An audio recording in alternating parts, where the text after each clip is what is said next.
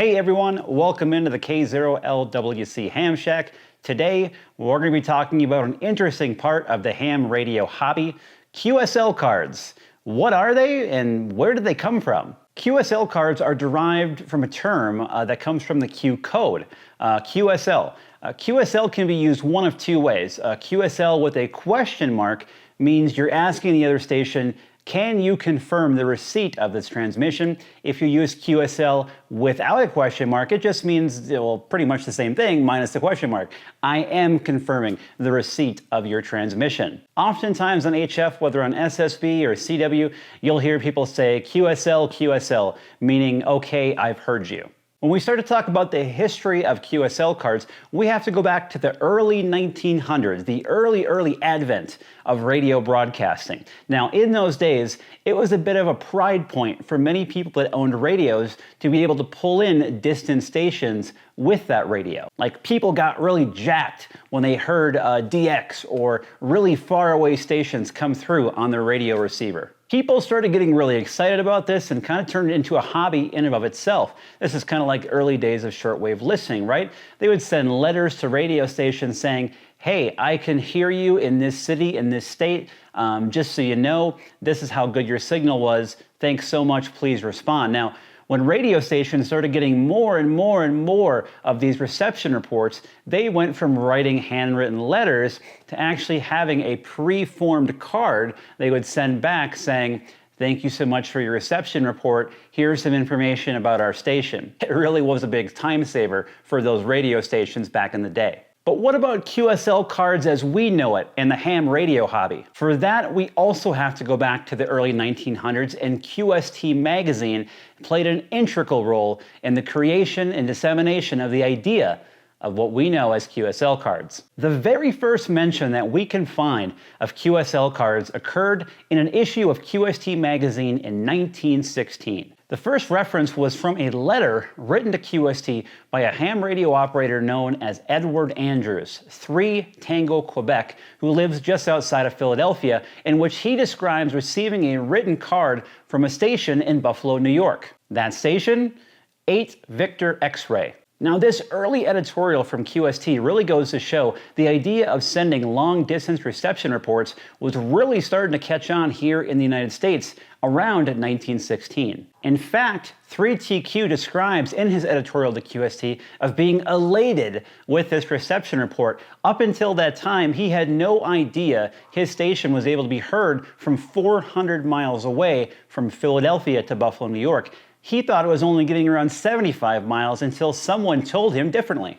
At the end of that letter in QST, he suggested that all ham radio operators do the same thing. When you make contact with a station, go ahead, send something via the US Postal Service and confirm where you were at in that contact, or just even that you heard a station, go ahead and send them a letter in the mail. That was the very first reference we can find to the idea of a QSL card. So maybe you're wondering, okay, why didn't it catch on then? So you have to remember, pretty much all ham radio operations were pretty much shut down with the advent of World War I. There were no ham radio transmissions allowed, so ham radio kind of went dormant for a little while we, fought the war. But things don't stop there. We see another reference to QSL cards, this time in August of 1919, again in QST magazine. This time, it comes from Don Hoffman, 8ADU, or Alpha Delta Uniform, and later his call sign would become 8 Uniform X-Ray. He wrote this letter again in August of 1919 in QST. It reads, here's a little idea. Run a suggestion in the magazine that the fellows with long-distance ham receiving sets make themselves up a form for postcards. Something like this, and send it each time a new long-distance station is heard. This way, numerous relay possibilities will be discovered. Fellows receiving cards would keep them on file. I used to do this and got a lot of thanks for it from the ones I wrote the cards to. So this is happening right on the very ending heels of World War I.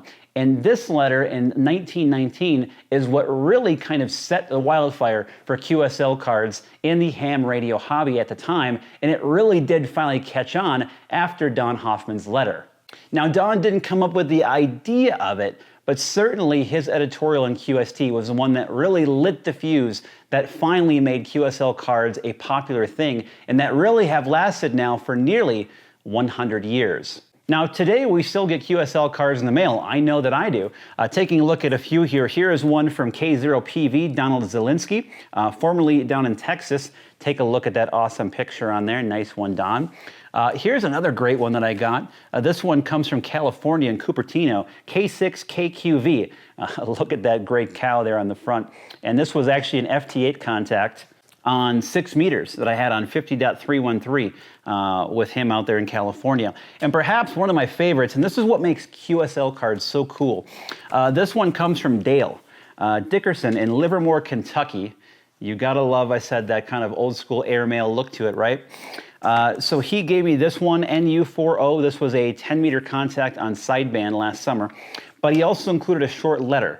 In the letter it reads, from Dale, hello Matt, glad to work you on 10-meter sideband. Age here is 67 and have been a ham for 42 years. I am 99.9% CW, so was glad to work you on SSB. Matt, no need for you to return QSL because I have 5-band worked all states. 73 from Kentucky, hope you get some cooler weather. 73 again from NU40, Dale. Now, little things like this that come with the QSL card is what makes it so cool. There is something still unique about receiving something in the mail physically from another station, whether it's in another state or even another country, or even the one that I'm trying to get, outer space. Yes, I think the quintessential QSL card for me is the International Space Station. I know people here in Colorado that have that one framed on the wall, and that is one that I want to get on my wall in my ham radio career as well. And there's lots of other great QSL cards from really unique stations that you can get. I don't have any super unique ones yet, but I'm working on it. My main method of QSL right now is I do use QRZ as my primary logbook and sync up with Logbook of the World, or LOTW. I also do an occasional dump and pull from eQSL. And that's the most common electronic forms of confirmation now that make life so much easier for us hams that are not retired and still have a lot going on. And doing cards and going to the post office definitely is a high ask in today's busy world. While I really hate eQSL's interface and it's not very popular compared to, say, Logbook of the World, what I really do appreciate about eQSL is that it does provide the opportunity to create and design a digital QSL card. So you can still attach your picture or some kind of artwork or something that is reminiscent of your station or your area in which you are located. Because that's, I think, one thing we're losing with QSL cards going more digital.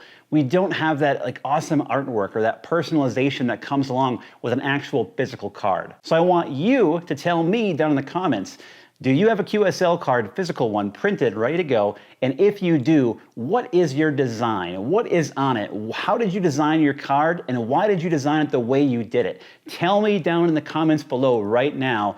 I want to hear from you. If you enjoyed this video, give it a big thumbs up. It gives me a ton of help in spreading this video to other ham radio operators. And if you haven't already, subscribe for more great ham radio videos. I'll catch you again next time.